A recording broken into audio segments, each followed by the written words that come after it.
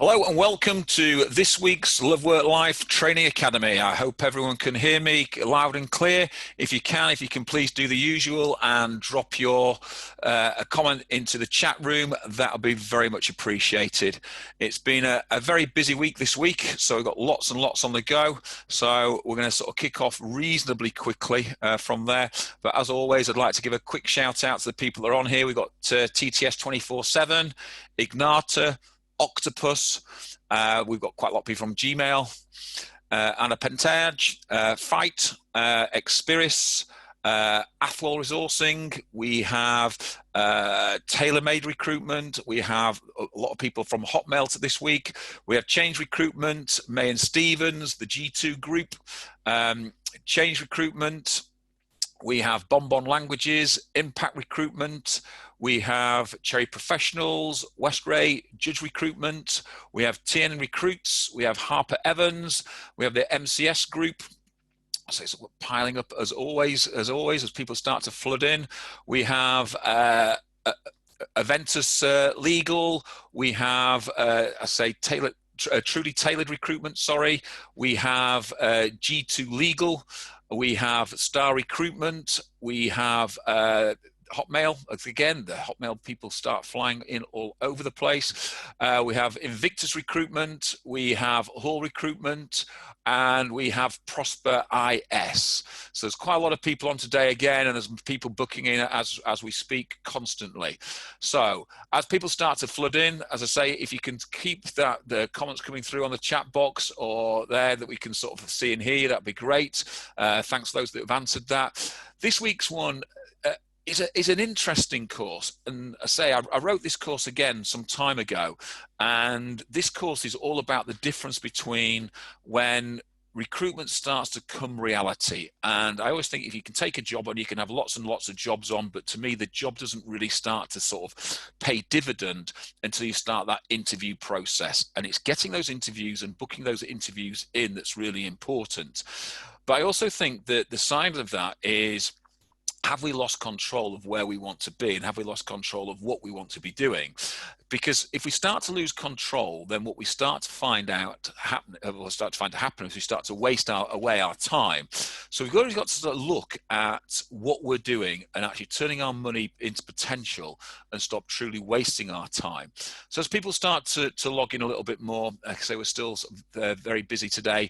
What I want to sort of look at is the following things today. So the following things that we're going to look at from an objective point of view, and the objectives that I want to truly cover are as follows.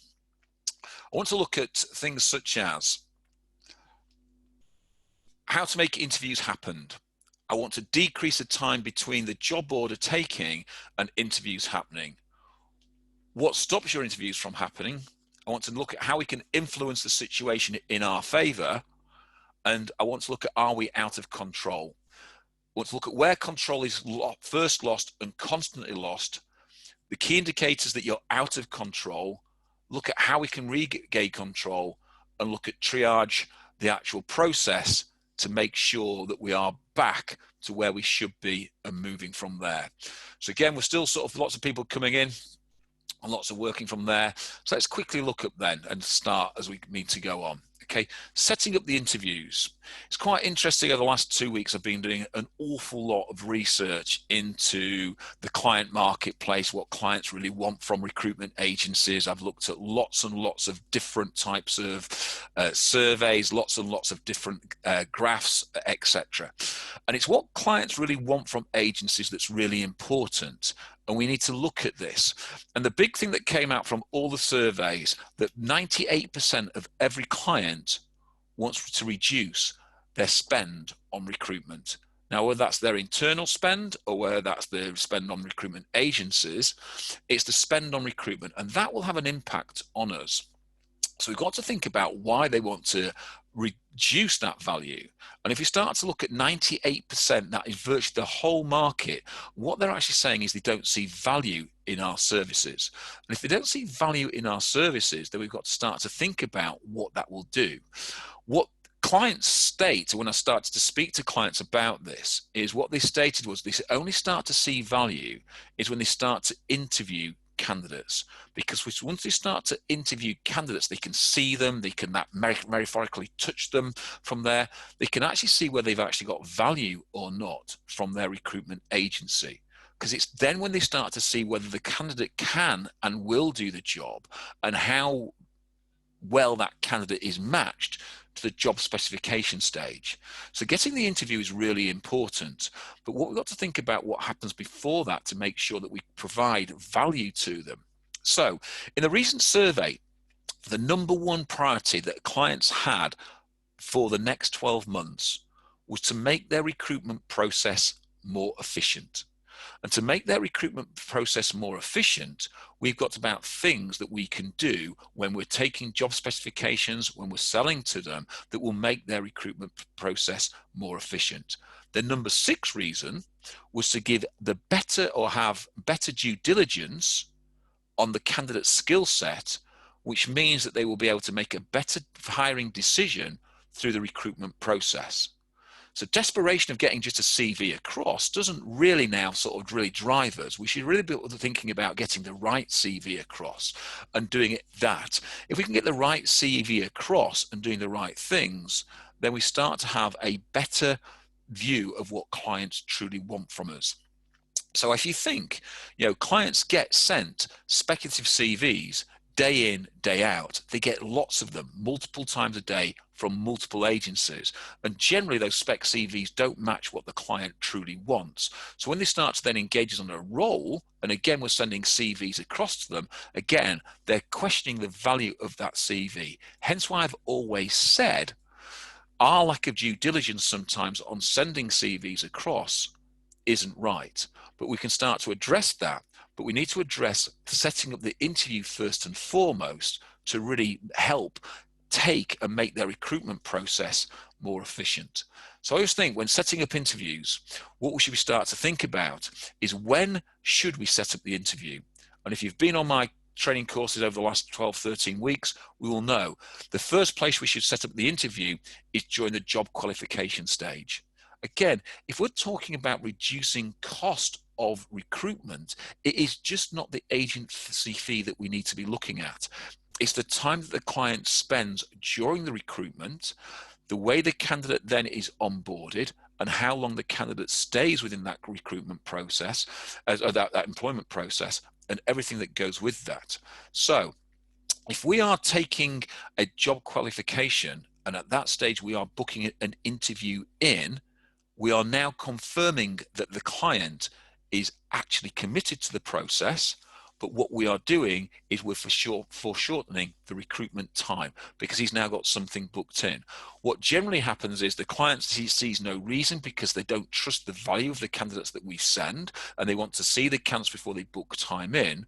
So if we start to send better candidates, more clients will book interviews readily during the job qualification stage, because generally what happens is they leave it till they see the candidate, then they look at the diary, they find that they're not available for another 2, 5, 10 days, whatever it be, and by the time they get to that stage, the candidate has already gone.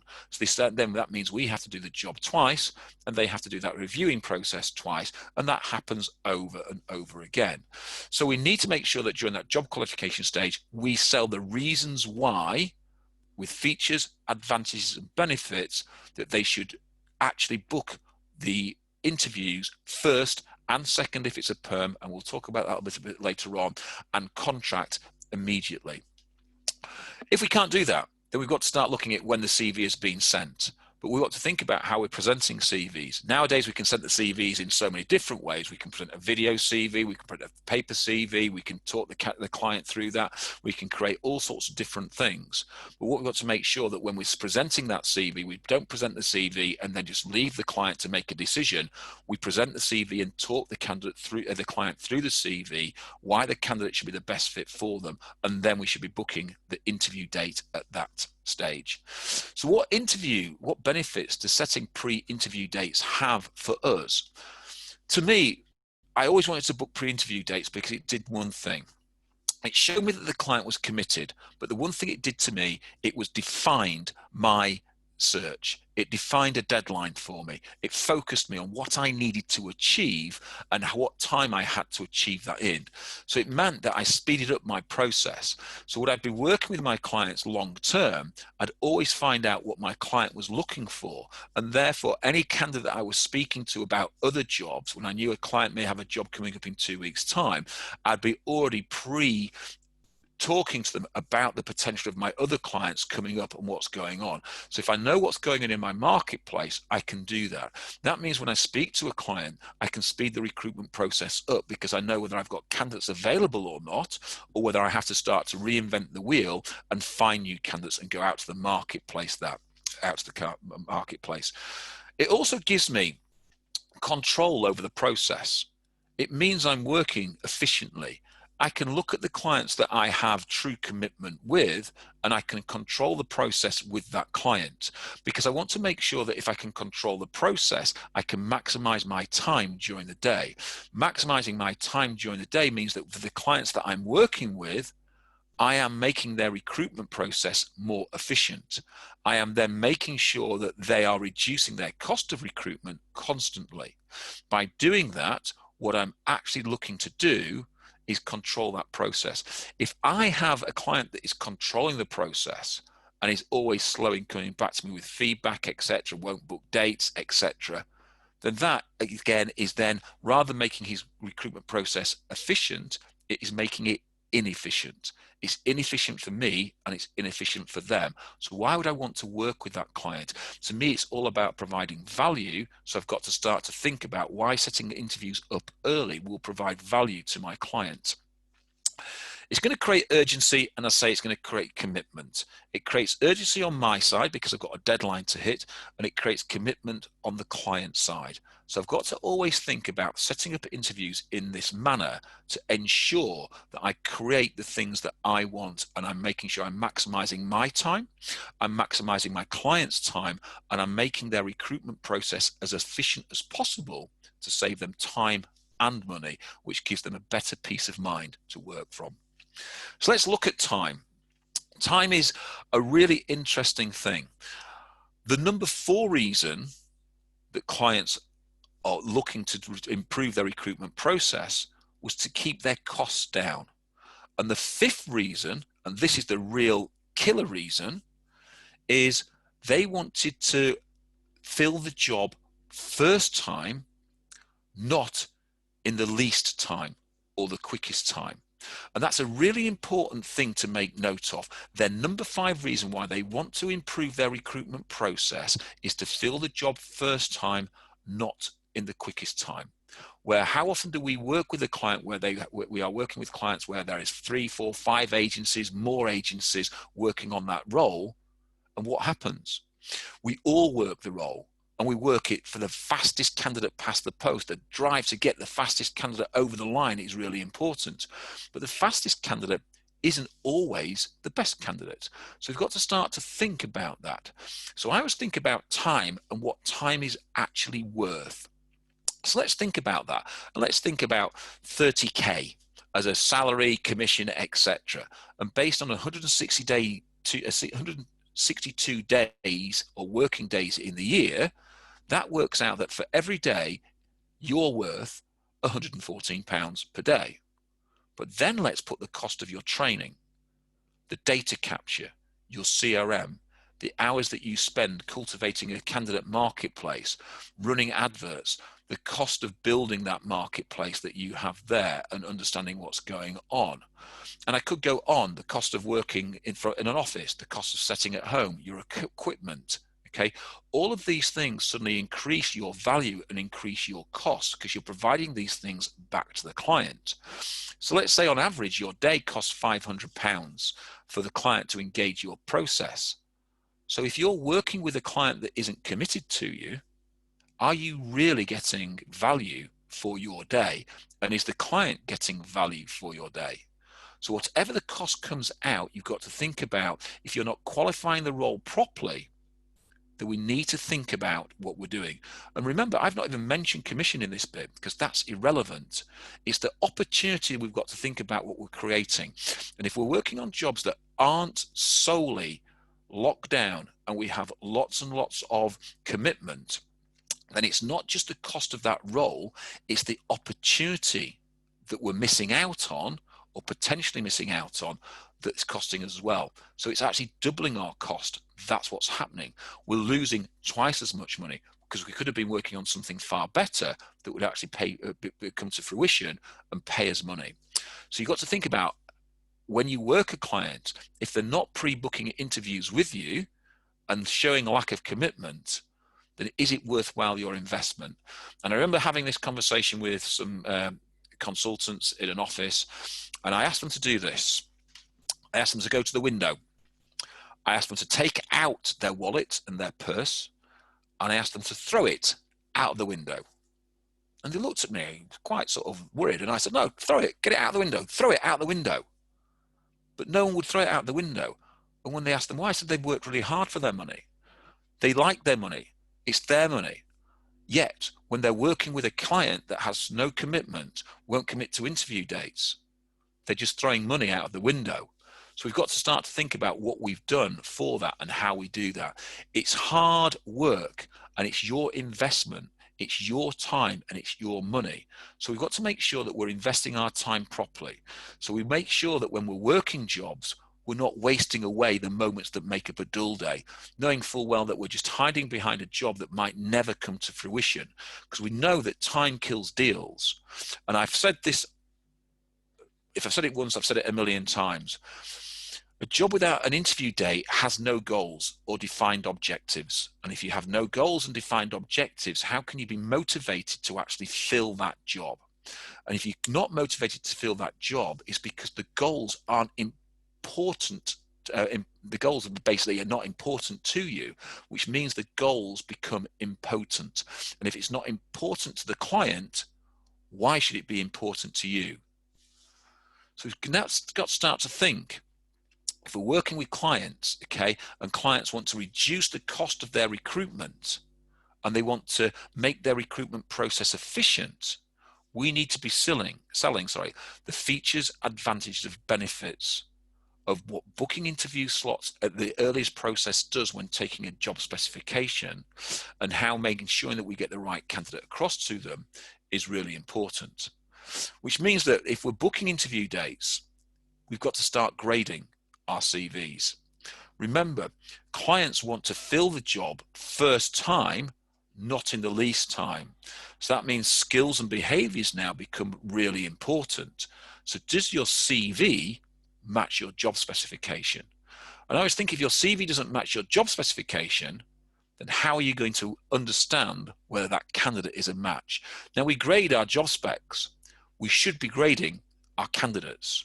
We should be grading our candidates against the job specification.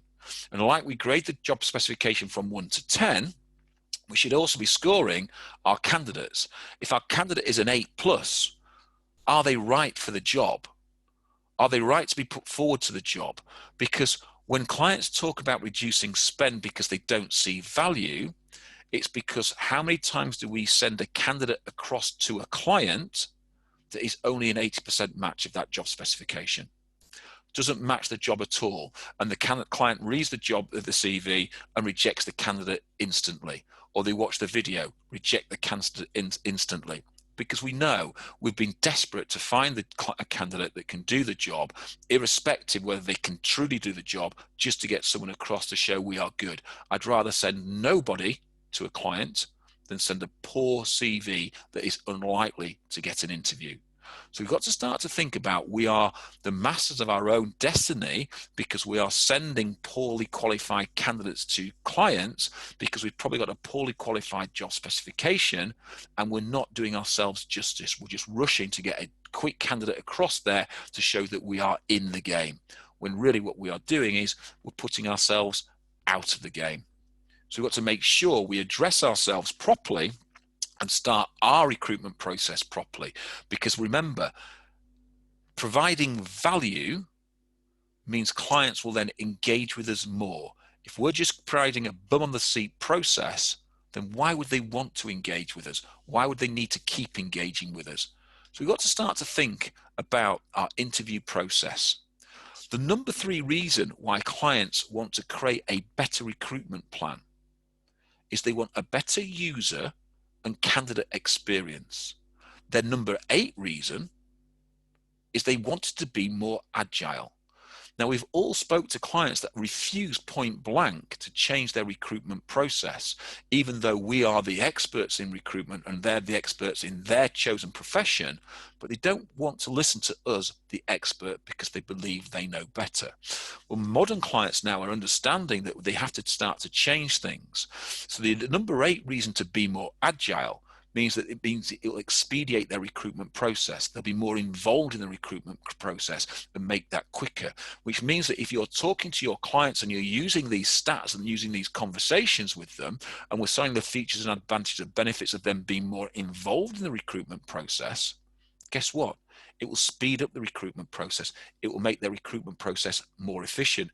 It means that it will only do the recruitment process only once and not have to repeat it time after time. So we've got to think the candidate experience now that we provide, because we are the first person the candidate meets, has got to be really important. Both of these things, as in creating a candidate experience and becoming agile, means one thing. The client has to start to trust us. They need to trust us, and that's the initial point of all our, I suppose, value proposition is all about trust. They need to trust your judgment on candidates. So we need to make sure that we have a perfect opportunity. Now, can I give you an example of a client that I worked with when I was a contract consultant back in the 90s? I'd worked with this client for about 2 years now. I probably filled about 95% of all his roles. He was still using one other agency. And I got to the point when I said, I have a candidate that's right for your role, but he hasn't got time to interview. Do you want him to start Monday? And the client turned around and said, do you know what, Howard? I think we've come to the point where I trust you enough, because you have no dropout of candidates who they start because they are perfect for the job. Why don't I just ring you up and say, I've got a slot. Can you get someone to start on whatever day it be? And I don't have to interview them. I don't have to waste my time interviewing them, because I trust you, because you know exactly now what you're looking for. And that is a process that I then started to push onto other clients. And I had a large number of my clients that trusted me that much, or to a certain degree that much.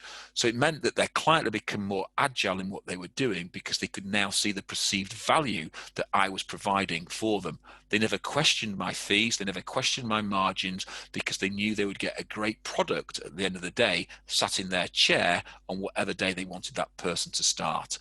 And that's how I started to work. So I started to look at the perfect scenarios from an interview point of view.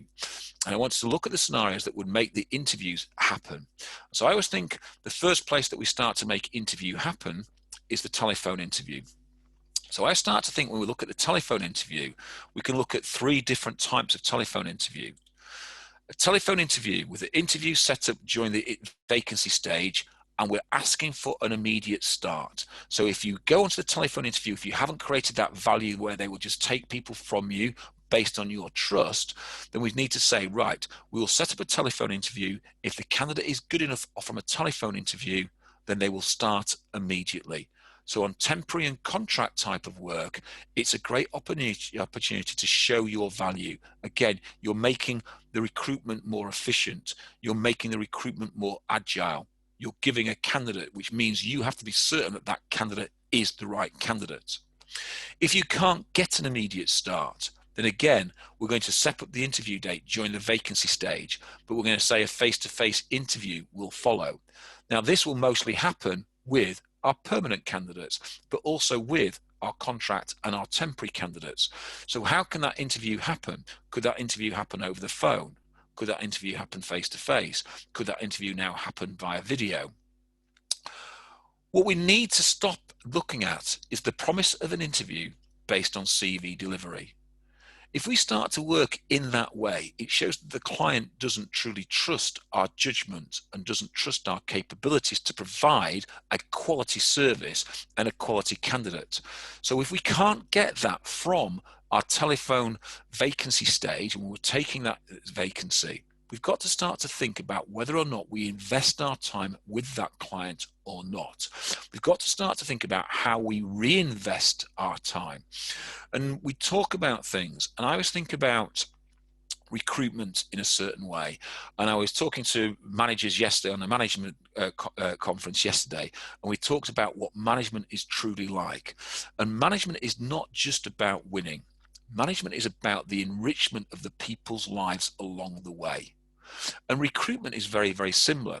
If you're enriching your client's life by making your client's life a lot easier, more agile, a better efficient recruitment process, getting it right first time so they don't have to do that, then they start to trust you. If you're giving your candidate a really good candidate experience through that process, again, it benefits the client. So we're enriching their lives. So we've got to start thinking about how we genuinely enrich people's lives all the way through. We've got to think about then how a client enriches our life. So is a client investing in us and enriching our capability, or are they just paying lip service and putting it out to every single agency out there and making you fight in that bun fight? So then we start thinking about face-to-face interviews. And this generally is more perm than it is contract and temp. But we start to think about the type of permanent face-to-face interviews that clients want. Now, obviously with social distancing, this will now be probably more done over video, but with social distancing, when it starts to sort of reduce, clients will still probably want to face-to-face a reasonable number of their candidates, if not just over video. So we've got to start to think that this is an ongoing evolution of the recruitment process and how we work it. So we'll start to find that you might find the first interview process is probably via video, the second interview process might be via face-to-face, or the final process might be face-to-face. Actually, they want to press the flesh type scenario. Because remember, recruitment will always be an absolute person-to-person type engagement. So these are the ones that I've looked at and worked at. So the words are: the date for the first and second interview are set up during the vacancy stage. The best way to do this is to have all your first interviews on the same day with you attending. And we're going to cover this a little bit later on. And then second interviews within 5 days, all set up. If we're attending the interview, we can really control things, and we'll talk about this a little bit later on. We want to talk about dates of the first and second interview set up during the vacancy stage, but first interviews are all on the second day, you're not attending, then second interviews 5 days thereafter. The next one is date for the first and second interview set up during the vacancy stage, but the first interview on the same day, but there's no fixed date for the second because the client doesn't believe that you can get past that. So we start to think then, again, we're starting to lose commitment. Date for the interviews, but spread over time, and no fixed interview date. So if you start to think, how many times have we had an interview where we've interviewed somebody on a Monday, I've got a second interview on Friday, I've got a third interview on the following Wednesday, and by the interview time, we've got the feedback the following Thursday, the first candidate's disappeared. And then the worst type is the promise of an interview based on CV delivery. Again, we want to ignore that completely. So I always think if I've got one of those top 4 scenarios nailed down, then I can start to look at the quality of the requirement I have and the commitment that I have from my client. Therefore, is it worth me investing my time? Because remember, a job without preset interview dates has no goals or defined objectives. And if your goals are impotent, they will not be important to you or your client. And that's why candidates and consultants sometimes sit behind poorly qualified jobs, knowing full well they're not going to fill them because they've got the dread of the KPIs going over the top of them. You need to start to think about, are you really investing your time wisely, or are you just going to the window and throwing your wallet or your purse out the window and watching your hard money disappear? Because that's what we're doing. So why set preset interview dates? Okay. We talk about number 6, better due diligence is very important to the client. It's number 6 on their list. So if we have a candidate pool already of candidates that we have pre-screened and that you're in touch with, you are now truly selling opportunity to the client. To recruit more efficiently is their top priority. So selling retained and exclusive recruitment strategies should be your priority. If 98% of clients want to reduce the agency fees, we've got to look at why, and it's because of that perceived value. So screening candidates is a big time challenge for the client. So if we are screening candidates properly and putting the right candidates forward to the client, then we're going to be in a far better position. So we've all been in meetings where we've looked at how we improve the recruitment process, but we've never really had clients in those meetings. You have a one-to-one with your manager about your recruitment process and what's going wrong, and you're probably blaming the client on most of those.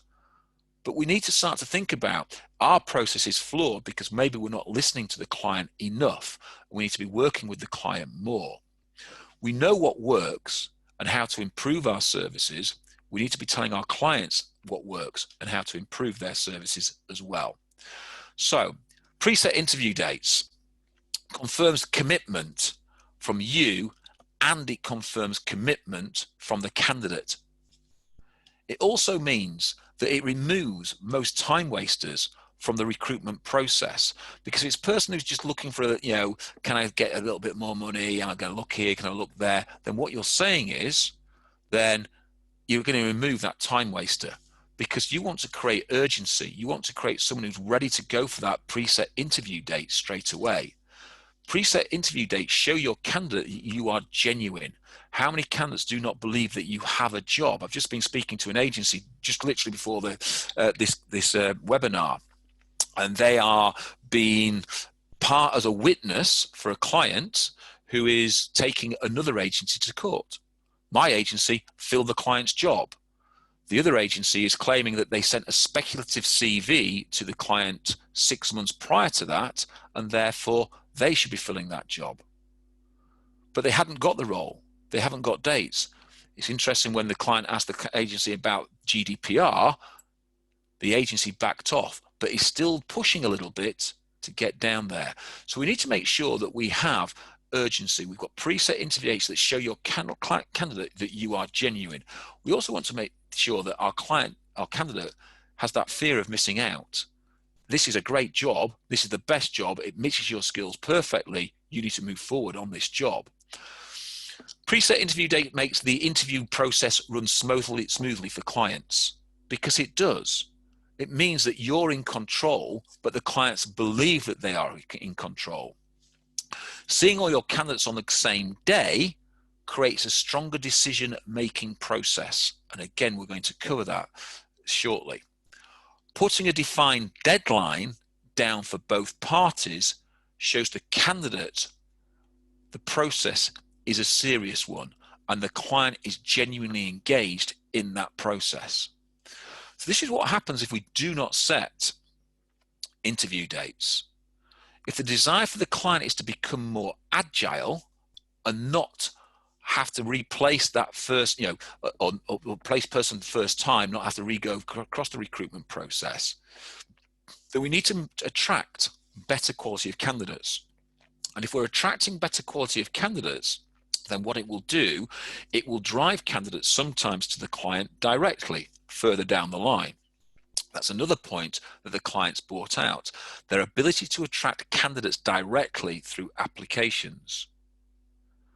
So let's change our mindset and let's look at what we're actually doing with the client, okay? If they're not buying into us, they don't see the value. If they don't see the value with us, we need to change that really hard.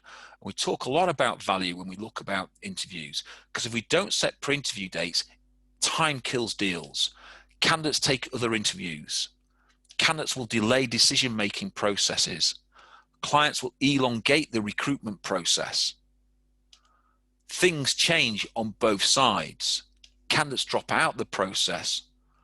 Other clients have quicker and better processes, which puts your client at a disadvantage against one of their competitors.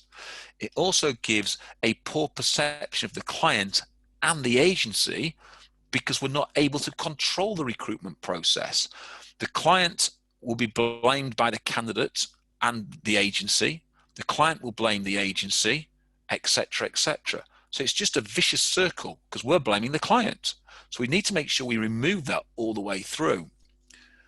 And you work the same job a number of times, decreasing your profitability. So we're throwing our wallet out the window every moment. We're picking our purse up and just hurling it at somebody and saying, here, take that, run away with it. I don't want to spend it because I don't want to make money because I'm not in control. So we've got to make sure that we control our process. So we've talked a lot about why interview all on the same day. And I've run these processes an awful lot of times. And what I try to do is the following things when I'm running interviews all on the same day. I want to create urgency with my client, and I want to create clarity with my client. And what I mean by that is a client, when they're on their own site, they tend to see what's urgent around them. And what urgency isn't to them is sometimes filling the job. They may have something happening in their office or something happening in their business that is more urgent, that needs their attention, but they have this interview to take place. And therefore, they lack clarity when they walk into that interview because the urgency that you want them about filling the job has been taken away by a different part of their job. So we need to create clarity. So that means we need to make sure the client is focused 100% on the interview process. So interview on the same date, I would say if the client is local, to bring the client into your agency if you're still operating outside of your agency building. But if not, and today we're in the place where lots of us are working from home and we have to use the client site, then we make sure that we are on the client site and the client has a day booked out or a half a day booked out where they are in a room and you are meeting the candidates and you are putting the candidates into the interview and the client is sat there. We want to make sure the client hasn't got his mobile with him, so he's actually taking calls or looking at his emails that's coming through. We want to make sure he's got 100% committed to the interview process. I want to improve the recruitment process for them. By interviewing candidates on the same day, it means they can make a candidate comparison. They're more defined. They're more defined because they can remember the candidates instantly. It also increases your chance of getting an offer there and then because you're taking instant feedback. And because you're taking instant feedback, it means quite easily, as you move yourself away from the recruitment process and sat outside waiting for the next candidate to come in, you can be prepping the candidate about some of the questions that the other candidates have been asked because you're getting instant feedback from your candidate as they leave the process. So you can address any issues immediately. You can really work with the client in that way. You can help the candidate hugely prepare for that interview, and it gives you total control over the process. Now, we can't do all our interviews now due to social distancing face-to-face. So we can do this process via interview and book our client into an interview meeting and have that Zoom meeting, that Teams meeting, that Odro, that interview, whatever process that you're using, running constantly throughout a day, which means that you can introduce the candidate to the client. You can take instant feedback. You can sit in and you can listen. You can video it. You can tape it. You can record it. You can watch it over again so you can start to see this client style, the questions that they're asking. So you can start to look at how you can help the client improve their recruitment process. So interviewing candidates on the same day has a huge increase in your ability to place. The stats are for every 10 people that you recruit in a normal process, you place around about 20% of those people. If you do a face-to-face process such as this for the jobs that you take on, you normally fill 90% of those jobs because you're in far more control. The client is seeing a far better qualified candidate because you're seeing them instantly as they come in, and your ability to hold the meetings and prepare the candidates for those meetings instantly increases. So in doing that on the same day is really important, whether it's with perm or whether it be contract, it makes no difference. So how do you improve your chances of securing interview dates? You've got to stand firm. You've got to sell the benefits, the features, advantages, and benefits to the client. You've got to give examples where you've done it in the past and the difference that process has actually made to the candidate and to the client and to the overall process, which means you've got to use a strong alternative close. Mr. Client, I have a CV in X number of days, therefore the fixed interview dates will be on either Wednesday or Friday. Which day can I book those in for? So I always use that alternative close. I'll be ready for next Wednesday or next Friday. What can you use? Next Tuesday, next Thursday, next Monday, next whatever day it is, okay? Because I want them to choose what's fair to them. And I want to explain to them all the time about the market, the competition for staff. I want to build the client's fear of missing out on these candidates by not being able to control their process. And remember, their number one objective is to make their recruitment plan more efficient. So once we know all of these things, and we're driving these things, and we're pushing these things, how do we know that we're out of control and we're not controlling the recruitment process? Because once we start to get out of control, we start to panic a little bit. And once we start to panic a little bit, guess what? Things start happening. We start to take shortcuts. And the things that start happening and the things you've got to start to recognize is the deals that you think are going to happen, those nailed on deals, don't happen. What happens then is you start to feel desperate, and you know you're cutting corners, but you're desperate to try fill the job. So you'll put a poorly qualified candidate in front of a client. You'll take a shoddy job spec because it's speed and efficiency. You're out of control when you're not hitting your KPIs. Now, KPIs to me have a very different meaning to most people. I don't care how many hours you spend on the phone, and I don't care how many phone calls you make. My KPIs are how many number of jobs does it take you per month or per week to hit your target? How many CVs out per month, per week does it make to hit your target? And how many new interviews does it take per month, per week to hit your target? So if you're not hitting those type of KPIs, and generally what you find is you start to hit the requirement levy, you then hit the CV levy, but you're not hitting the interviews. And when I mean you're not hitting the interviews, you might be finding that you're getting 4 times as many interviews as you need to hit your target, but the candidates aren't getting offered the job because the candidates aren't good enough to get the job, or vice versa. You're not getting enough interviews because the candidates are getting rejected at CV submission stage. So you've got to make sure that if you're hitting your KPIs but you're not getting the results, you've got to think about the quality that you're putting forward to them. I always use this as an acid test, and it's usually quite funny, especially in team meetings. I know people who are usually very, very cynical, and I used to talk about that, and we're going through general team meetings about what's going on. So if I start to see people giving people that look, that sort of look that deal's not going to happen, okay, then I start to think even other people now aren't thinking that deal's going to happen. So yourself as a consultant, you should start looking out for that. If senior people in the business give you that sort of strange look of going, yeah, you're saying that, but I just generally don't think it's going to happen.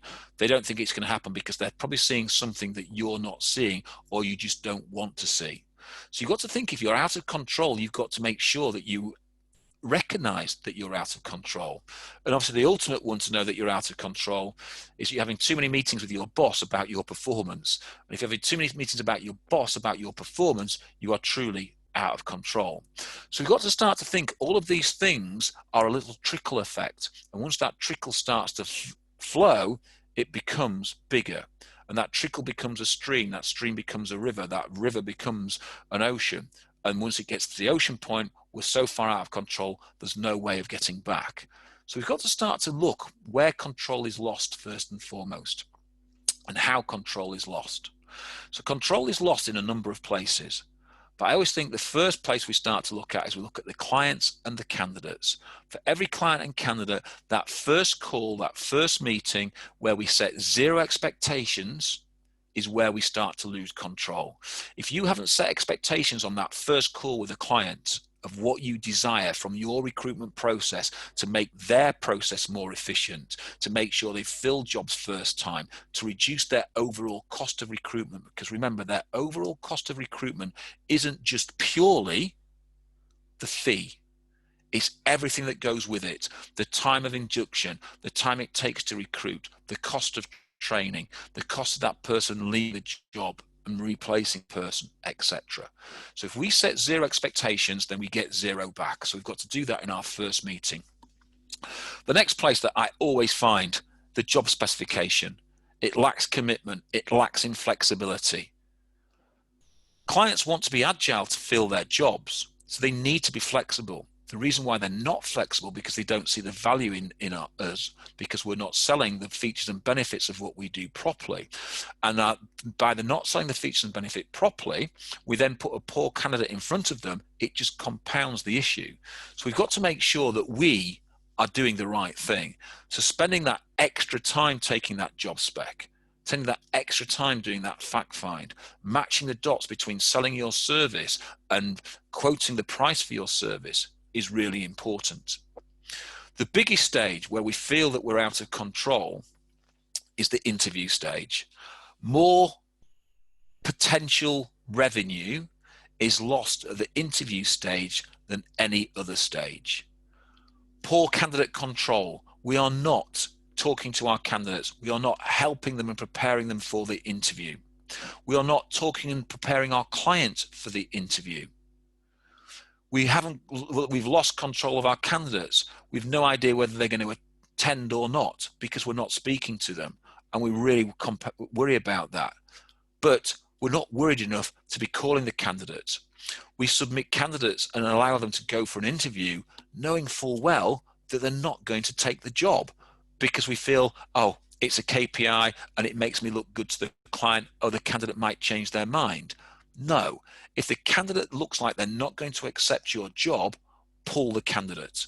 Do not let the candidate control the process. You are out of control. If we get that stage, then the offer stage becomes really important. Again, if we haven't fixed the salary, the benefits, the rate, the margin, we haven't got signed terms and conditions, etc., etc., etc. At offer stage, this is where a client can really start to pull the wool over your eyes and start to really control the process. Same with a candidate. If we haven't fixed the salary banding, the rate bandings that they're going to accept in, and they suddenly become awkward because we haven't been pre-closing and trial closing, then all of a sudden the offer stage becomes a very, very horrible place to be, and you're pushed really hard. But guess what? Your manager's sat there thinking, great, they've got an offer. We should convert that offer. But again, that lack of capability and that lack of control, which stems from the lack of setting expectations right from that first call, is now causing us problems. And that manifests itself a little bit further down the line, that when they've been offered the job and we're going through that notice period and that pre-start date period, how many candidates drop out? If you've got a high number of dropouts, and I've worked with a couple of clients last year that had a huge number of dropouts, and we changed parts of their recruitment process. We really tied it up and tightened it up properly. We then started having zero dropouts. And that's really important to make sure that we're doing that from there. So we've got to make sure that if we're going to control the process, okay, we've got to look at the key indicators that says that we are out of control. And the key indicators are very, very simple. The client won't agree to interview dates, first and foremost. If they're not agreeing to interview dates, they don't value your service. They don't believe that you can provide a right candidate in the timescales that you're talking about. They have a problem. You need to secure that problem. They won't sign your terms of business. If they're not signing your terms of business, we shouldn't be working in the first place. But desperation says we do start to work with them. We then start to look at candidates who constantly drop out of the process. And yet, we might pick a job up 3 months down the line and go back to the candidate and go, you're perfect for this, knowing full well they're going to do it over and over again. But candidates that drop out the process is because we have lack of their commitment and we haven't really specified what we truly want from them, and we're letting them dictate. Clients start asking for skills that they've not specified before. Oh, this candidate's really good, but they haven't got this skill, this skill, this skill. Therefore, I don't want to interview this candidate. Or even worse, I'm interviewing this candidate. He hasn't got this skill, this skill, this skill, but they've never asked for that skill, because the key indicator is that we never asked for those skills and probed for those skills hard enough during the recruitment process, and the client didn't think it was valuable enough to tell us. Therefore, we're wasting our time. How many clients give us little or no feedback? What's the biggest thing that candidates say about us? And we talk about that user experience. Candidates say, I never get feedback. So if a client is stopping giving you feedback and a candidate stops giving you feedback, you need to start to think about the value that you're giving to the client and the candidates. Candidates get rejected for unknown reasons. And it's quite interesting what's happened during that interview process that gives the client the right to reject that candidate for reasons unknown to you. It means we haven't probed enough with our candidate and potentially with our clients. Okay, and obviously you get clients and candidates that start making unrealistic demands through the process. So these are real key indicators, and these can happen anytime during the process. So to regain control, we need to make sure that we are ABC, always be closing. So if we're out of control, we need to stop, think, and breathe. It's a very simple thing.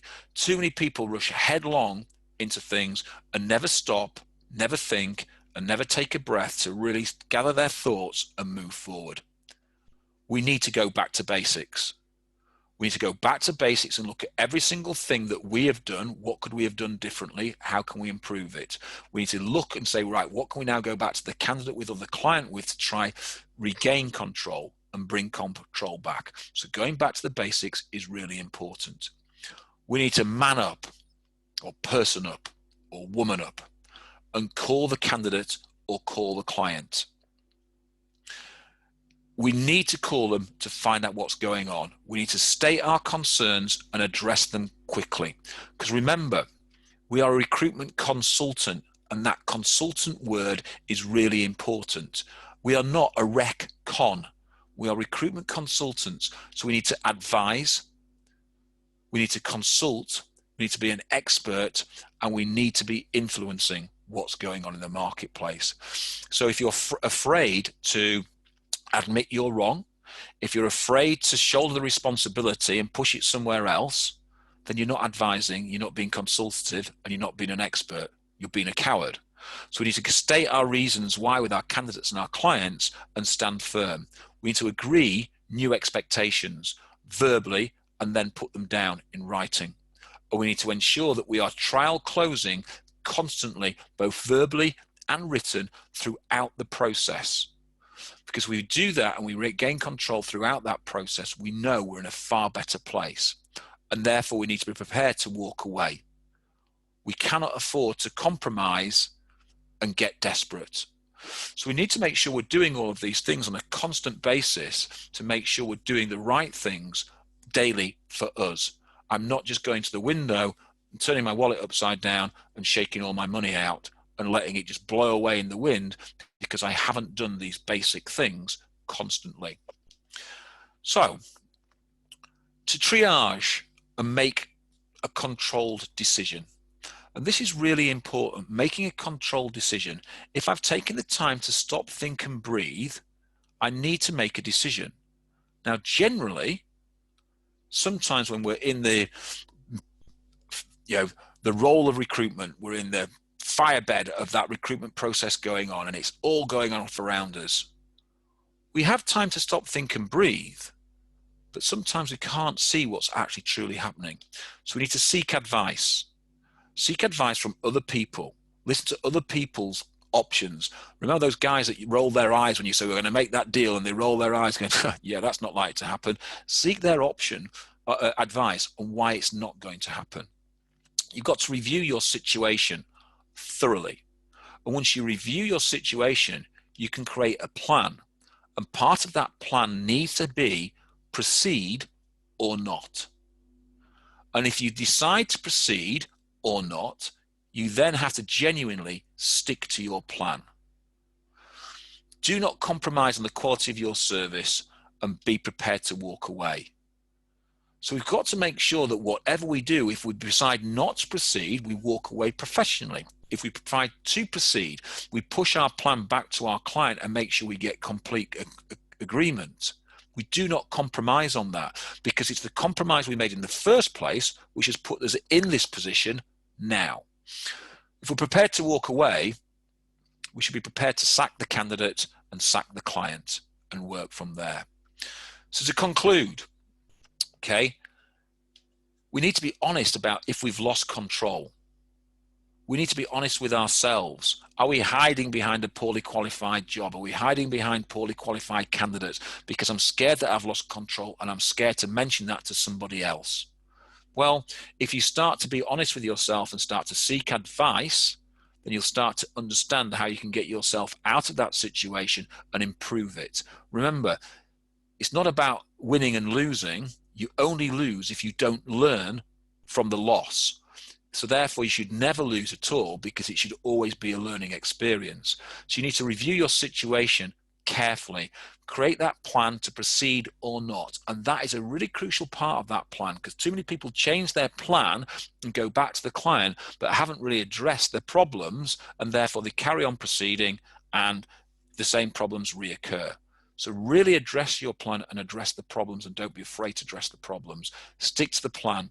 Don't compromise on your quality, and be prepared to walk away and sack clients and find a better one. But think about why we then conclude to win when we start to think about time kills deals. So we need to structure and increase your chance of success by actually booking interview dates, because it's a real big divider of whether or not the client or not is engaged in your process and committed to you. Preset interview dates, we know, create urgency, and it creates commitment.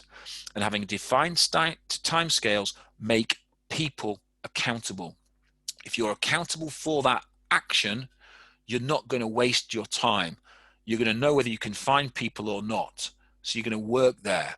So work the job with genuine commitment, and not just wasting away the moments that make up a dull day thinking, oh, I've hit my KPIs, I can just ride this one out, yeah, whether make the placement or not. It's not good enough, especially in this type of market. When we're in a tight market, we need to be working 80% of our time on jobs that we know we're going to fill, rather than 80% of our time that only fills 20% of the jobs that we need to fill. If you work in this way, you will fill more client roles, which means that you will earn more money. So interviews is the sign of prosperity. We need to make sure that we control that process all the way through, to make sure we get to the end of the process and have a win for us, a win for the client, and a win for the candidate. And that is about enriching everybody's lives and enriching it properly. To enrich people's lives, we've got to provide value, and value constantly all the way through the process. If we don't provide value, then we're going to be sat there with 98% of our clients demanding that we reduce our fees, because they can't see the value in what we do, and that puts us at a disadvantage constantly. If we start to think about some of the things that they've said with regards to this, their recruitment process is something they want to refine, to make it more efficient, and to get the user and candidate experience improved. We are right in the middle of that, and if we can drive that into our client, then it's going to create value, value, value. And once we create value, then we don't have to compete on price, because they see the value and they'll come to you time and time again. And that is about being agile and providing better information to our client. So we've talked an awful lot over the last 15 weeks about candidates and clients, building marketplaces, how to sell to clients, how to interview candidates, how to interview clients, etc., etc., etc. Potential is a rich man's breakfast, but a poor man's tea if not delivered. Potential of a job is really exciting, and that excitement becomes so much more intense once we have that interview process sorted out. If you have that interview process sorted out at the beginning, how much more committed are you going to be and your client going to be for that job. So, ladies and gents, that is interviewing the sign of prosperity and are you out of control? If you have any questions, feel free to pop some questions through. Once again, thank you very much for everybody who's attended. It's much appreciated. I'm working on next week, so I've yet to sort of decide what I'm going to do next week. So if anybody wants something next week, then feel free to drop me a line with suggestions. I'm always open to suggestions of things that you want to hear, and I'd rather provide you things on things that you want to do rather than things that I think are applicable, because I might be a little bit out and it's more down your line. So feel free to do that. So if we have no questions, ladies and gentlemen, thank you very much. It's been much appreciated. It's 12 o'clock. Go enjoy your lunch. Sorry, it's 1 o'clock. Sorry, 12 o'clock. Sorry, go enjoy your lunch. Have a super lunch, and I look forward to seeing you next week. Thank you very much.